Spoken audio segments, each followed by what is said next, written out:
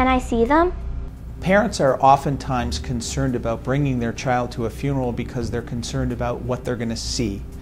They're worried about emotion. They're worried about their child seeing them cry, maybe their grandparents crying.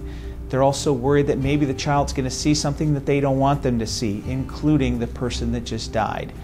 And the answer to the question is, some of that is really dependent on what the child has been seeing all along. Today, in our funeral business, 2/3 of every death that we have is when somebody dies at home.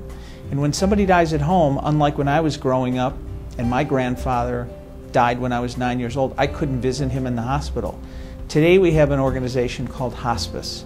Hospice allows somebody to come home for their end-of-life treatment and going home to die. And oftentimes a child can see the progression of the disease, but they can still see the person that's dying. The important thing is, if you as a parent decide that you don't want your child to see the body, that's fine.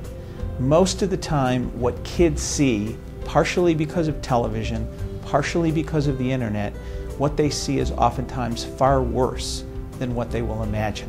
That's not a prescription to say every child should see a person that died. What I'm saying is, if they're expressing opinions that they want to see them, they want to say goodbye, there are ways to do that. One of them is to see the person, but that's not right for everybody. Choices are important, information is important, and if the child has seen this person all the way through the death, especially when they're dying at home, probably what they see is not going to be as traumatic as if they hadn't seen them for 6 months to a year and then all of a sudden saw somebody that had lost all this weight and their appearance had significantly changed.